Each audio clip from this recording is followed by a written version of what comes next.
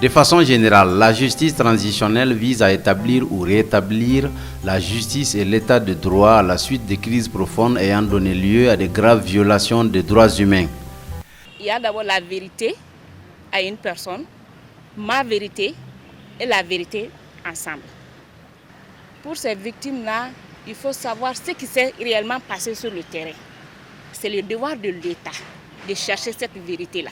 Bon, les victimes en tant que telles peuvent se constituer en association pour demander à l'État, parce que c'est un droit inaliénable.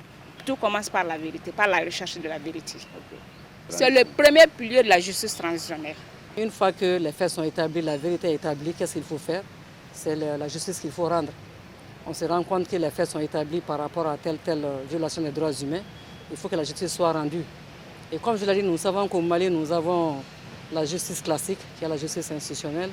Nous avons que le Mali aussi a signé le statut de Rome, ratifié. Donc nous sommes partie prenante aujourd'hui à la Cour pénale internationale.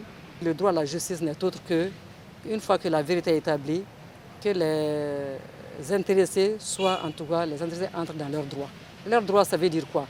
L'auteur qui a commis le crime, s'il doit être jugé, il est jugé. S'il doit couper des peines, que ces peines-là soient infligées. S'il doit en tout cas payer des amendes pécuniaires, que ça soit fait, en tout cas que justice soit rendue pour que nous pouvons en tout cas revenir à notre vivre ensemble comme on l'a toujours connu. Donc la justice transitionnelle a 4 piliers et le droit à la justice est le deuxième pilier de cette justice transitionnelle. Nous savons aussi qu'au Mali, nous connaissons d'autres formes de justice traditionnelle qui a toujours marché dans notre pays suite à des graves crises intercommunautaires ou bien interethniques que le Mali a connues. Donc nous nous sommes dit que tous ces sortes de justice que nous connaissons, que ce soit donc transitionnelle ou traditionnelle que nous avons l'habitude de mettre en œuvre dans notre pays, soit aujourd'hui revues pour voir, pour qu'on puisse se dire quelle forme de justice aujourd'hui nous avons besoin pour ces graves violations des droits humains qui sont commises au Mali en 2013 puissent être jugés, que les auteurs soient punis, poursuivis et punis. La réparation, c'est des mesures qui sont prises pour remédier à des violations des droits de l'homme. Et la réparation, l'importance de la réparation, c'est en fait le fait que quand il n'y a pas eu réparation, les victimes vont continuer toujours à vivre avec des gens qu'ils ne veulent pas voir et ça peut continuer à encourager ce qu'on appelle l'impunité. La réparation, en fait, c'est aussi l'indemnisation, c'est la restitution, c'est la réadaptation, c'est la réhabilitation, c'est la garantie de non-récurrence. C'est l'ensemble de tous ces éléments qui constituent la réparation. Notre pays a connu aujourd'hui des crises où si les réparations ne sont pas effectives, je pense que ça va toujours continuer à créer des problèmes entre les victimes et les auteurs des crimes. La garantie au droit de non-récurrence, c'est le 4e pilier et je peux dire que également c'est le pilier le plus important. Parce que la garantie au droit de non-récurrence permet aux individus de se sentir en sécurité, de prévoir que les violations qui ont été déjà faites ne se reproduisent plus. Et c'est vraiment très important, un des piliers très importants. Le Mali a connu au cours des années 2012-2013 et même au-delà la plus grave crise de son histoire post-coloniale. En effet, des groupes terroristes ont occupé les 2/3 du territoire national septentrional. En outre, le sud du pays a connu un coup d'État le 22 mars 2012 ayant fortement mis à mal les institutions de la République, en plus des nombreuses violations de droits humains. Cette crise multidimensionnelle a engendré l'effondrement de l'État suivi d'une crise humanitaire sans précédent, doublée de violations graves des droits humains en général et spécifiquement ceux des femmes et des enfants. Plusieurs formes de violations des droits humains ont été commises. On peut citer entre autres des exécutions sommaires, des tortures, des viols, des mariages forcés, des lapidations, des flagellations, des pillages, que sais-je encore. Des actes qui ont eu pour conséquence le déplacement massif des populations du nord vers l'intérieur et l'extérieur du pays, la destruction de biens publics et privés, y compris le patrimoine culturel et religieux. Modi Samba Touré est une des innombrables victimes. Moi, je m'appelle Modi Samba Touré. Donc, je suis enseignant de profession. Récemment, je suis parti à Kidal pour mener une enquête pour Freedom House sur la violation des droits humains. On m'a pris une balle au niveau de cheville. Donc j'ai voulu tourner pour fuir. Ils ont repris aussi la même truc. La personne m'a même appelé par mon nom. Il dit ouais, c'est Modi Samba. Vous voyez. Donc après la personne m'a repris encore 2 balles.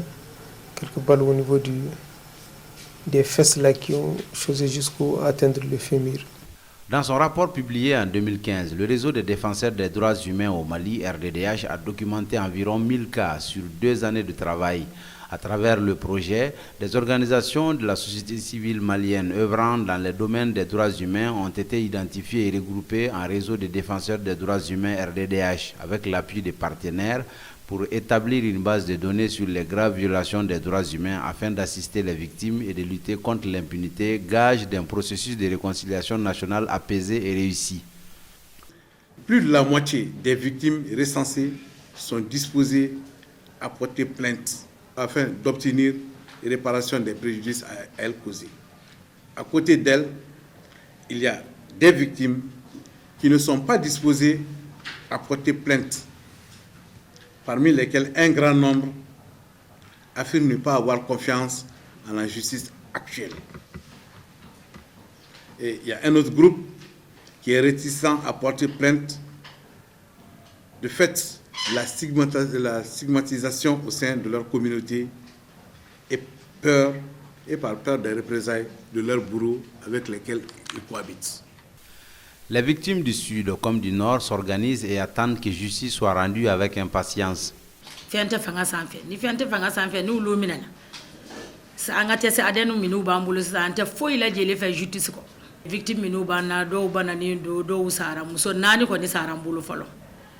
Depuis ko inke linga na blessing ka shoku min kerula ambi ala de ko ambe gouvernement ko ambe droit de l'homme ko ambe jinya be ko ma fengo fe min ba soutenir encore ni buko. La mise en œuvre de la justice transitionnelle au Mali tarde avec une stratégie officielle. Toutefois, l'on pourrait s'évertuer à dire que les acteurs sont identifiés. D'abord l'État pour la justice, les réparations et le processus de réconciliation à travers la commission Vérité, Justice et Réconciliation certainement. Ensuite, les personnes et organisations non étatiques qui regroupent les victimes, les organisations de la société civile à l'échelle nationale ou locale, enfin les partenaires techniques et financiers. L'état des lieux révèle que le Mali a saisi la Cour pénale internationale CPI sur les violations graves des droits humains ou des droits de l'homme. La Cour a déjà entrepris plusieurs visites de terrain et envisage même l'ouverture d'un bureau au Mali. La CPI est déjà saisie, mais les juridictions nationales aussi sont saisies des cas de violations qui ont été commises. Il faut se dire qu'il n'y aura pas d'impunité du tout. Il n'y aura pas d'impunité. Les victimes vont recevoir réparation. Aussi, le Mali a pris une loi pour l'indemnisation des victimes de la crise. Le texte a été pris pendant la transition. Même si cette loi semble incomplète pour les observateurs, il s'agit d'un pas important. Le Mali a mis en place une commission dialogue, réconciliation d'abord sous la transition, puis une commission vérité, justice et réconciliation, CVJR. La CVJR a remplacé la CDR. Cette structure a dans son mandat la mise en œuvre de la justice transitionnelle. Le Mali a créé au sein du gouvernement un ministère de la réconciliation nationale en plus du ministère de la justice. Enfin, la justice transitionnelle a fait l'objet de plusieurs rencontres, forats et formations au Mali en cette période post-conflit. Les victimes, quant à elles, attendent et ne savent pas toujours quand est-ce que leur sort sera réglé. Pour le moment, elles peuvent se contenter de mettre la pression et de se consoler par les quelques appuis humanitaires venant de l'État, des partenaires et des organisations de la société civile soutenues par les partenaires techniques et financiers.